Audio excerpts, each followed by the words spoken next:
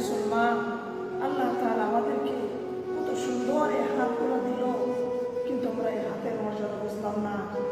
দেখেন আমার আজ হাতের ভিতরে কি শক্তি, কিন্তু একটা দিন আসবে, এই জিজ্ঞাসা করেন যারা বৃদ্ধ আছে তাদের হাতের ভিতরে শক্তি নাই, এই শক্তি নিয়ে গেল কে?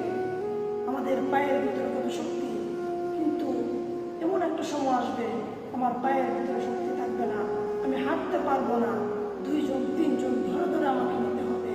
কে নিয়ে যাবে আমাদের শক্তি? আজ আমার মাথার চুল দেখেন কালো হয়ে আছে, কিন্তু এমন একটা দিন আসবে যেদিন আমার চুলগুলো সাদা হয়ে যাবে। আমার চুলগুলো সাদা কে করবে? উনি কে? উনি হলো আমার